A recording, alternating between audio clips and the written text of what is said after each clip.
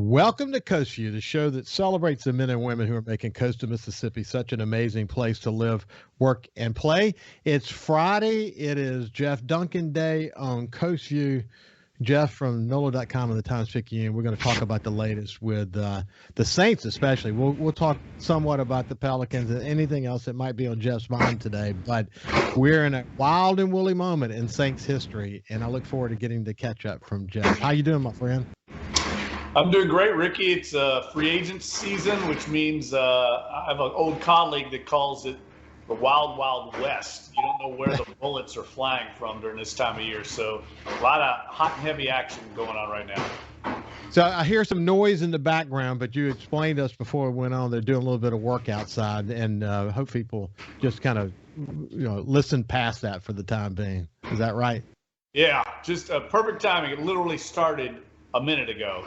I've been waiting on the street repair out in front of my house for, I'd say, over a year, and that just happened today. So it's a sign of progress. As you and I know from my time in New Orleans, of course, you've been there for a long time. That's the way it works in New Orleans, isn't it, man? And look, I'm not going to complain. I just want it done. I've been waiting a long time for it, so I'm certainly not going to complain now. But, yeah, it takes a little while over here, unfortunately. There is no wine before it's time. Good things take time, especially in New Orleans. That is for sure. Wow, man, there's a lot to talk about. I don't even know where to start. I mean, certainly, as you and I are recording this is Wednesday. This is going to play on Friday. This is when we could connect to get to have our conversation. As we're sitting here, there is the whole discussion that you expected. You expected that Marcus Williams, safety for the New Orleans Saints, might be someone we would lose, that he had a good run here in New Orleans, and that he would be probably demanding a high price on the free agency market. Why don't you give us an update on that situation and the whole notion around Marcus May? So give us what you're hearing. Well, I mean, that's obviously a loss. Marcus Williams was a key part of the secondary since he signed here in 2017, and it really was almost a Pro Bowl level talent, but he was going to price himself out of the Saints, price range. I mean, they just could not afford that. I think he got a deal for about $14 million a year, and the Saints were not in that market. They're just too tight against the cap. They have other priorities right now. And by signing Marcus May, a guy that was actually, Ricky, drafted about 3 spots away from Marcus Williams in that same 2017 draft class. So they were like two of the top safeties in that draft back in 2017. He's had some good seasons, but he's coming off of an Achilles tendon tear, similar to what happened to Quan Alexander a year ago. So he's going to be sidelined for most of this offseason, but the Saints are convinced that he's going to be okay for once to start a training camp. That procedure has become so advanced now that players can get back a lot quicker than they used to. It's not quite as crippling as it used to be. So the Saints are rolling the dice here. They got a player that has a high grade, that plays the same position and is a lot cheaper than Marcus Williams. Yeah, I remember. I mean, you and I talked about this with Quan Alexander in detail last year, but you had a situation where you wondered pretty much for the first several games whether he could pivot properly on that repaired Achilles. But then about halfway through the season, man, he started to get his little, his I would say his juke back in him.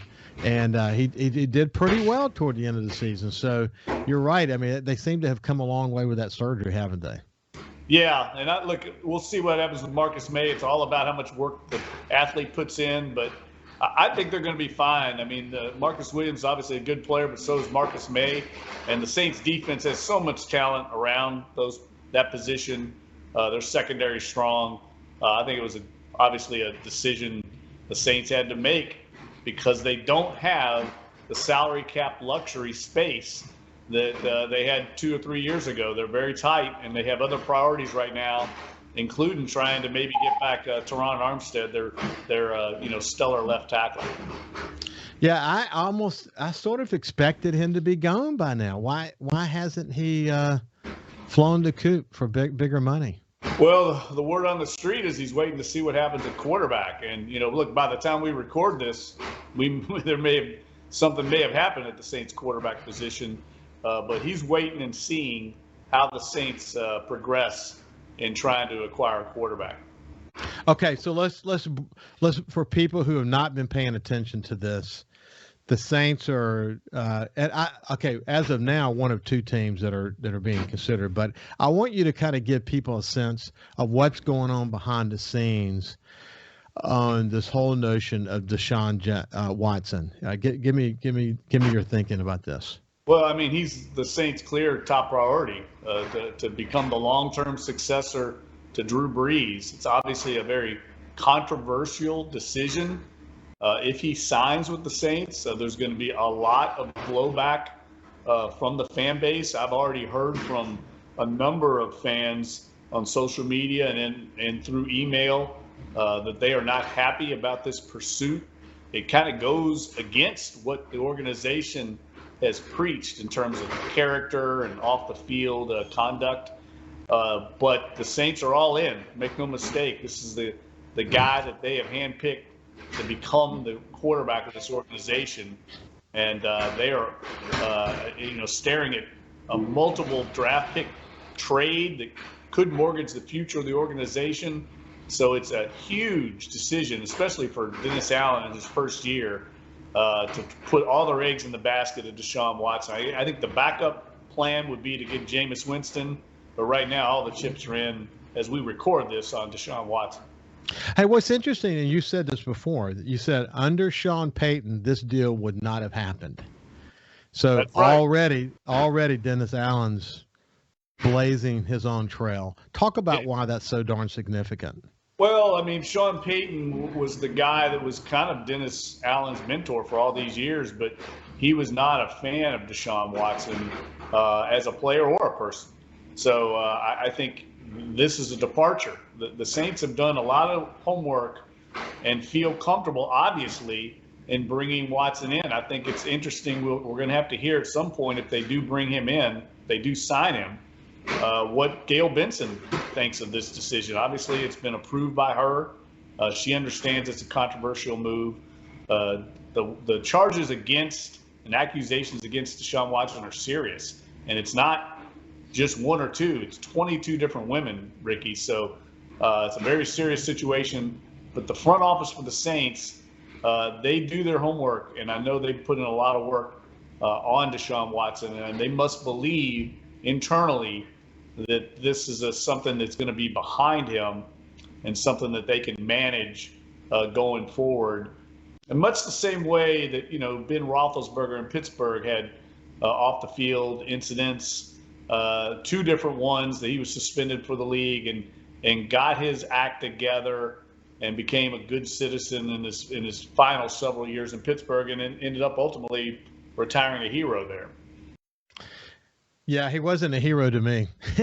Yeah, no, I'm just saying in Pittsburgh. Yeah, no, I'm with you 100%. I never forgot it, though. And my point is that there may be a lot of Saints fans who sort of feel the same way about Deshaun Watson. Yeah. And if you read the comments, it's almost like split. I didn't go and do a complete analysis, but there are some people that are convinced he could be the winner the Saints need, and there are probably another, that's probably 50%, and another 50%, man, they hate the idea and they are outspoken about it. What makes this unique, though, Jeff, in this case, is that you have a woman owner of the Saints.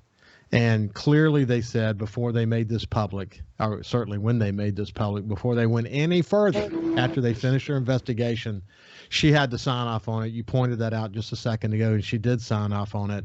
And she's a principled person, and she's also incredibly religious. And these charges have to be incredibly important to her. And so whatever they discovered in their analysis of this, it had to have convinced them that there weren't going to be any lingering issues here, like maybe new heads that raise up and so on, so that they could minimize the risks that are associated with doing this trade. But I hope they're right about it.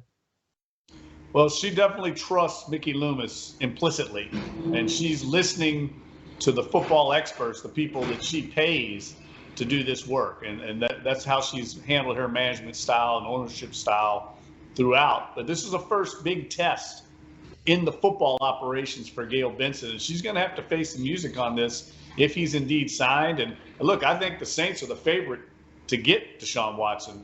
And like I said, he may end up ultimately signing there. There's competition. The Atlanta Falcons meeting with him. I know they're all in. He's a Georgia native. He grew up not far from where the Falcons have their training camp. So it would be a chance for him to go back home. I think they're in the mix. He played at Clemson, right near, of course, the Carolina area. So the Panthers are heavily involved. David Tepper, their owner, deep-pocketed guy, has gone all in. So there's a lot of competition. But whoever signs Watson is getting a tremendous football player, but also a lot of baggage with it. Wow. There's more to talk about as it relates to Deshaun Watson. We'll continue the conversation after this break with Jeff Duncan from NOLA.com and the Times-Picayune. We'll see you after the break. Welcome back to Coast Vue. So, look, we're recording this on Wednesday. It airs on Friday. As of now, this probably is a deal that will or will not happen in the next 24 hours. So essentially, by the time this airs, it may be old news. But some of the ramifications of the move, all of that still very much applies. And I want to get into some of the details about that here in just a second. But if this were to go down, Jeff, in the next 24 hours, we don't have the benefit of knowing what it will look like. But what do you think it will look like? Well, we know that the asking price for Deshaun Watson is steep. They're asking for 3 first-round draft picks, maybe 1 or 2 other picks or players. So I would expect the Saints, like the Panthers and these other teams, just to get approval from the Texans to speak with Deshaun Watson. They had to submit a trade proposal to the Texans that was approved. So the Saints have already submitted something that the Texans signed off on.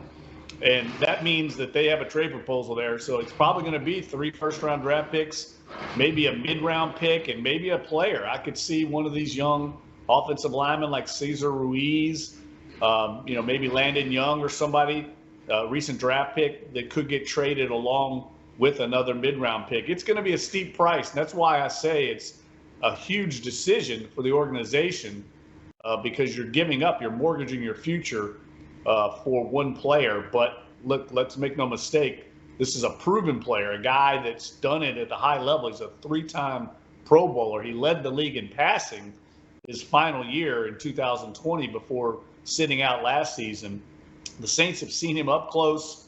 And the other thing I think that's important from a player perspective, Ricky, is he was part of that 2017 draft class that we mentioned earlier about Marcus May. So he's a part of this same kind of timeline of core players on the Saints roster. Marshawn Lattimore, Alvin Kamara, Ryan Ramczyk, all were part of 2017 draft class. So he fits in age-wise with the core of this team. And for people who haven't followed this situation closely, Deshaun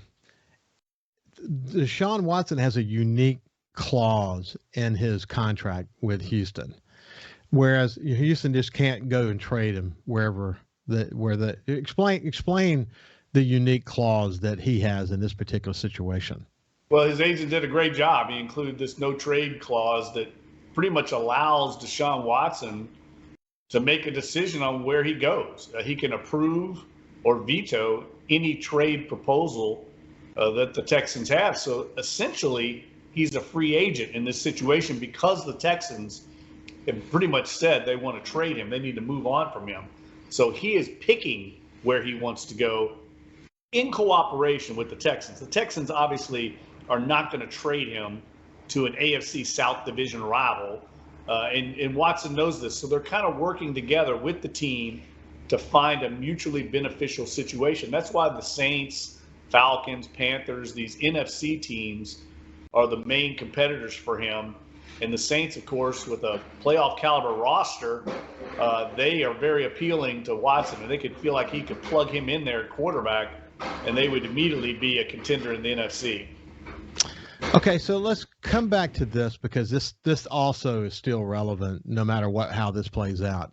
And that is that I want to remind people that there was a criminal side to this, which has been mostly put to bed or completely put to bed. You can remind us where that is, and then there's a civil side to this that involves the 22 women. So, what do you think the lasting implications are of this situation?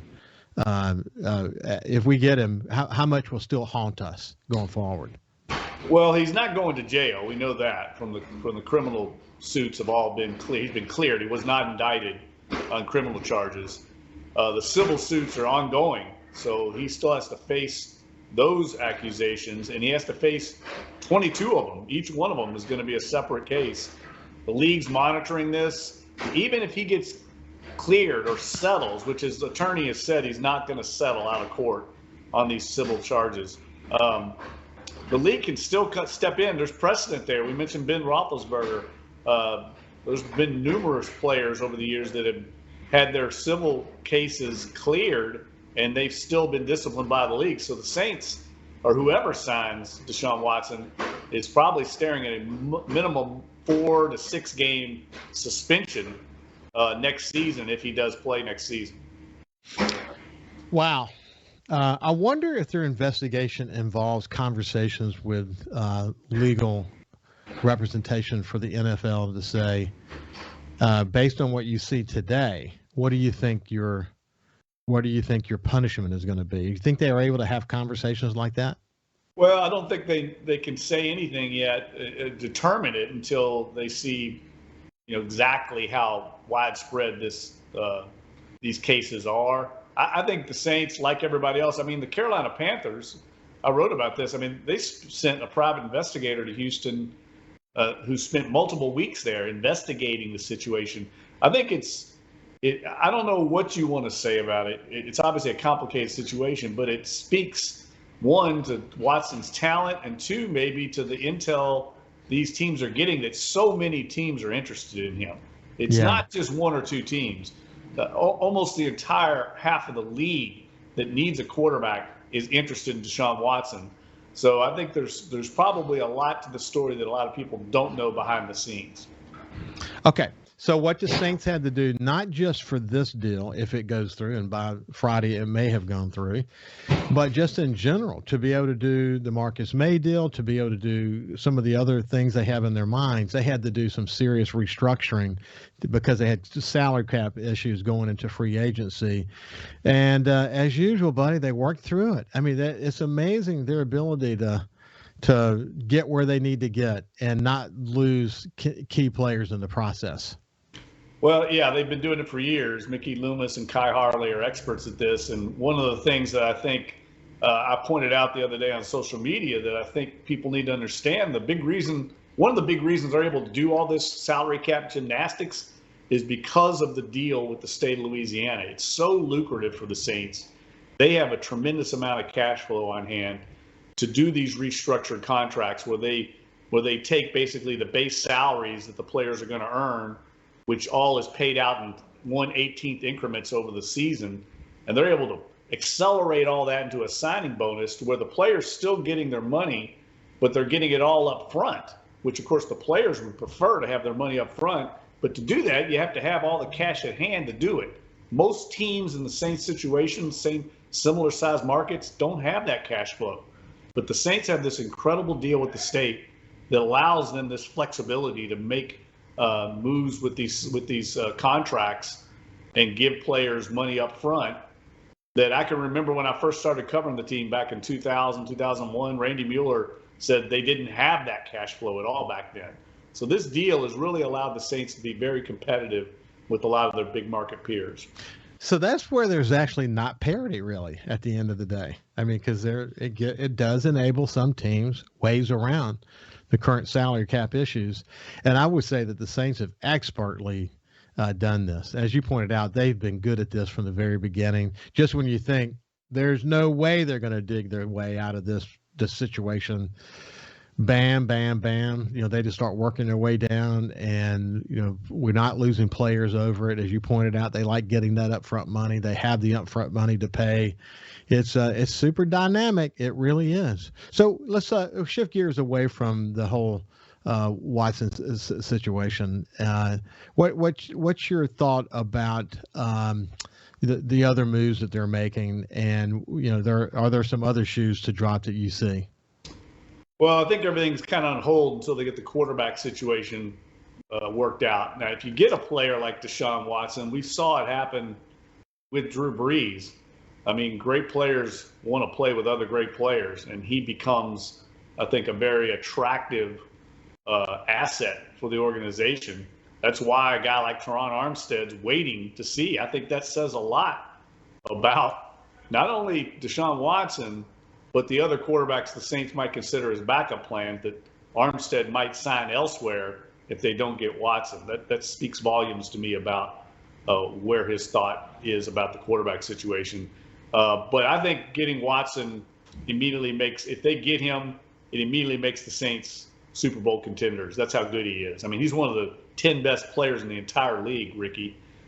So he vaults them into a different stratosphere and puts them back as Super Bowl contenders. If they don't get him, I think their backup plan is Jameis Winston, who's not really seen much of a market so far in free agency. He may be waiting to see what happens there. So there's a lot of like dominoes that have to fall from this quarterback situation. Well, you leaned on this a little bit, and we'll come back to this next week. But Jameis Winston, when you look at his accuracy numbers and the lack of production with receivers, I know he won, but during the time that he was in there, it's not very inspiring. And but by the way, as a last note, Michael Thomas, anybody who questioned whether he was all in, he's all in now. He's actually playing a role with this quarterback situation, isn't he? Yeah, he's the main recruiter. Been working the phones big time. They have the same agent. And look, it's obviously beneficial for Michael Thomas's career to have a quarterback like Deshaun Watson. So, yeah, he's been a big force behind the scenes trying to get Watson on board.